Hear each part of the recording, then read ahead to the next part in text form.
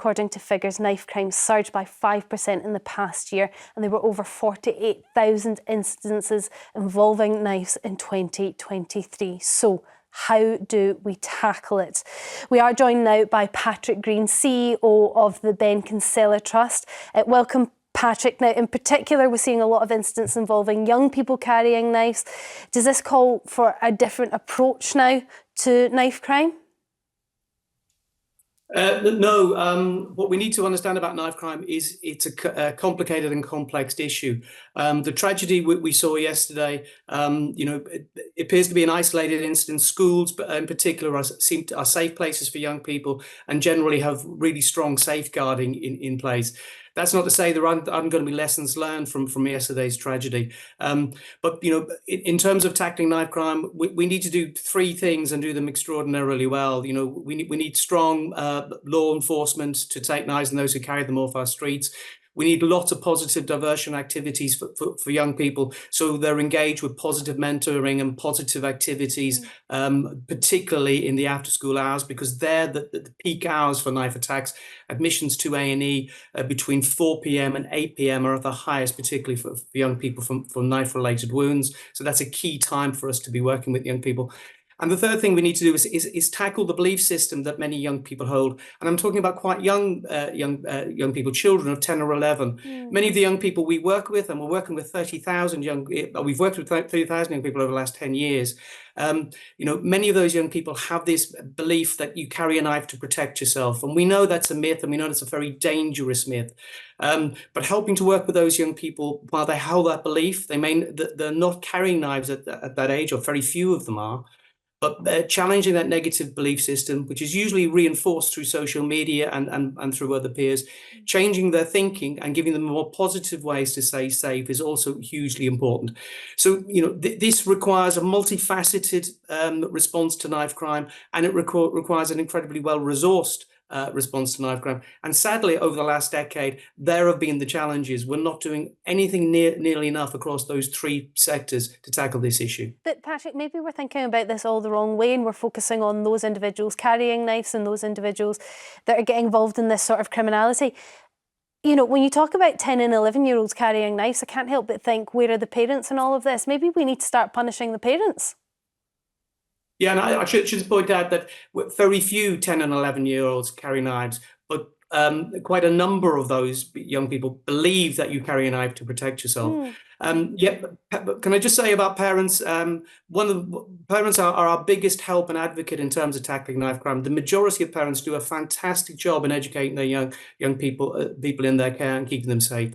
Of course, those who don't, we do need to take action on, but we also need to step in. There needs to be other services coming forward to help young people who don't have those positive interactions at home and to help them stay safe. So yes, it's important that parents take responsibility, and important that parents who don't take responsibility, well, yes, we need to do something about that.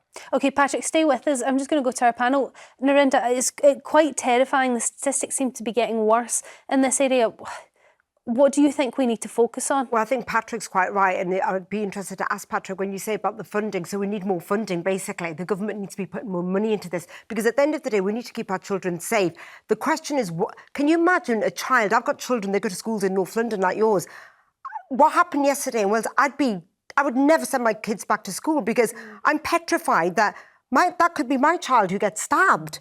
And if my child was carrying a knife, as a parent, why is my child feeling the need to carry it off? It's this need. What are they scared of? What's going on in society? This is a community. We need to be working as a community. Well, talking about North London there, Sadiq Khan, Mayor of London, has pledged to bring in metal detectors, or these metal detecting wands. Do you think this is a good idea, Patrick, to be checking children as soon as they go into schools? Yeah, I mean, I think that's a decision for the school, each school in particular. As I said in the introduction, schools are generally safe places, and most schools do a really, really good job in tackling this issue much earlier. Rarely do we see incidents like we saw in Wales. And if we think about what happened yesterday, this happened in Wales, a rural area. It didn't happen in a city school in London, Manchester, or Birmingham. It's what happened yesterday is really, really unique in many ways.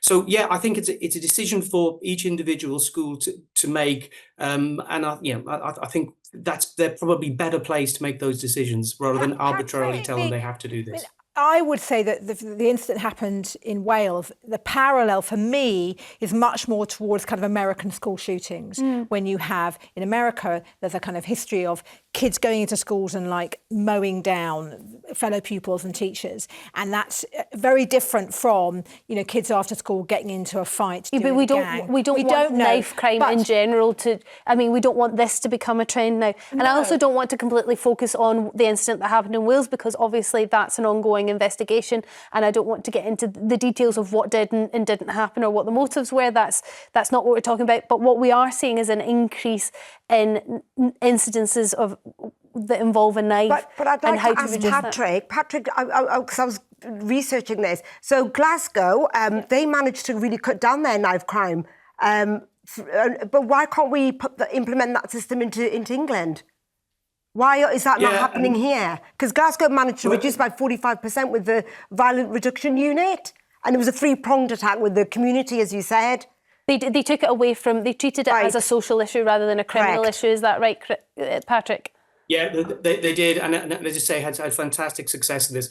But perhaps I could spin that question around, and if you pose me the question of what do we need to do to increase knife crime and to increase the exploitation of children, well, what I would say to you is we should take more police officers off the streets. We should defund youth services so children have no place to go after school, making it much easier for gangs and those who want to exploit them. And we should have sort of light touch legislation on social media so that gangs and those who want to exploit them, can do that in the bedrooms. They can reach young people in environments where the parents think they're safe. And if you think of what's happened over the last 10 years, we've had little snippets of that. We've had at the point where we lost police officers. We're getting them back, but we had a point when we lost police officers.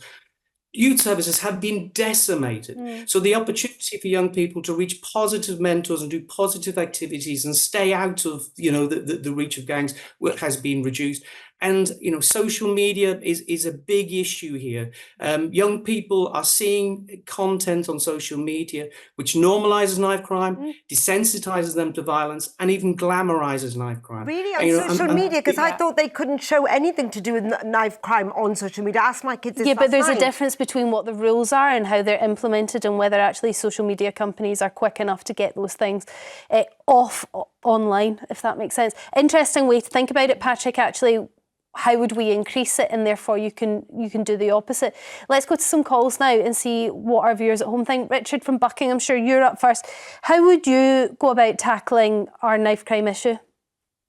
I'd basically put very, very stringent consequences for their actions.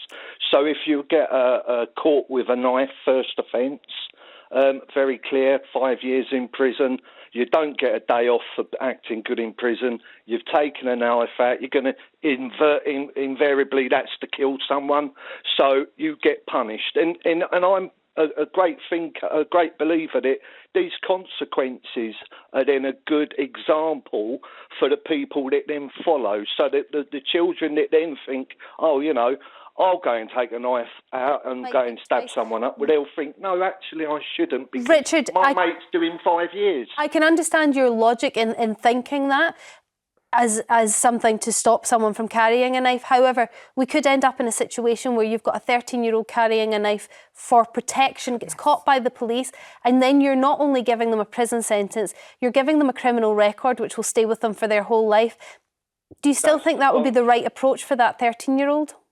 Yes, that's the right consequences for the actions. You've got to have consequences. That's the only way the youth of today will learn from their mistakes. I'm going to put my fear would be that the 13-year-old would get the 9-year-old to carry the knife, because thinking the 9-year-old will not get such a heavy sentence. So it just moves down the age grades. But that's just carrying a knife, Richard. That's wild that you think that a child might feel the need that they carry this knife for protection because they're being bullied, and you're saying that actually the bullied will then get in prison for 5 years. I think that's an example that doesn't fit in here right now. What we're talking about is solving knife crime. And if you have punishments, then there is, whether you're being bullied or not, you're going to have a consequence for your action, which will give that child the chance to think about something for the second time and take a different action. It's I'm going to go. I'm going to take your idea to Patrick here. Do you think that's an approach we need to do? Just get tougher on individuals that are carrying knives? Yeah, we have some of the toughest knife crime laws in the world in terms of trying to tackle this issue. Some of this, in terms of what happens in the courts, we're not seeing that played out as we would like to see. For example, the two-strike rule, if you're caught with a knife on the second occasion, the two-strike rule says you should get a custodial sentence. And, this is for adults. We see 4 out of 10 adults who have been caught for multiple times walking free of court. But just to pick up the point, Richard's point about young people carrying knives, the work that we do at the Ben Kinsella Trust, I can say to you that we have a very high success rate of working with young people and dissuading them from carrying knives, and that education is far more powerful than deterrence in terms of tackling this issue. If we get upstream and talk to young people earlier, particularly before they carry a knife and when they have they're forming their belief systems, we can do far more than the law will ever do to tackle this issue. Yeah, also not to mention, Richard, just how full our jails are and how long the waiting lists are to get your date in court. But thank you very much for your call. John from Kent, how do we solve this terrible problem? Yes, good morning, Kenny. Firstly, I'd just like to say how much I enjoyed the show, so thank you for that. Great. I completely echo Richard's statement that I do believe that a custodial sentence would deter knife crime drastically. The government did say years ago that if you were caught with a knife in your possession without a justifiable reason, you would receive a prison sentence. And I don't know if it's because the prisons are full, but there is no deterrent at the moment. I know you said that some people take the knife for protection, but there's also a great percentage who are carrying knives to cause people serious harm. Even if you're carrying that weapon for protection, there's still a thought that you might have to use it. So there's still an intention there to use it if it came to that point. So I can understand just having a no tolerance approach to that. But it's interesting when you hear Patrick say that education works much better, particularly with younger people. Do you not think maybe that's an approach we should put more money into rather than just shoving people in prison and giving them that start in life? But I do believe that if someone is given a custodial sentence, it's too late when someone's life is taken, and then it's too late for anything. But they are carrying these knives, several of them, for a reason. I do believe that reason is to cause harm. I know there's education in schools and everything else, but there's not enough deterrent to stop people casually carrying knives. John, thank you very much for your call. Yasmin from Manchester, do you have another solution? Yes, I believe all the councils, inner city councils and countryside councils should literally get a lot more money for youth clubs, youth centres, community centres. Also, I also believe that when it's a black-on-black crime or Asian-on-Asian crime and it's to do with knife crime or violent crime, I don't believe the government care one bit. Because as far as I'm concerned, the way they treated Stephen Lawrence's family shows how institutional racist the police are towards Asians, black and minority groups. I also feel that the reason lads and girls carry knives is because they want to belong to a group and their peer group, they feel it keeps them safe if they're in a gang. And when it comes to proving themselves to that gang, to do violence, to get into the gang and to get up in the ranks. I mean, Yasmin raises a really good point, which I'd like to ask Patrick about more powers to the police. That then brings us into stop and search. And, of course, that brings in racial profiling. Yeah. That's never going to work. We're going down a slippery slope. What do you think, Patrick? Yeah, stop and search, a useful police tactic, but on the other side of it, it is has been disproportionately used. It does break down police engagement with communities. And it's not the silver bullet. It's often portrayed as something that, is the answer to knife crime because it creates a strong deterrent as well. It doesn't. The answers to knife crime, I go back to my early point, it's very complicated. It needs interventions across many, many spheres, and education has to be done much earlier to tackle this. Patrick, thank you very much for joining us for that conversation.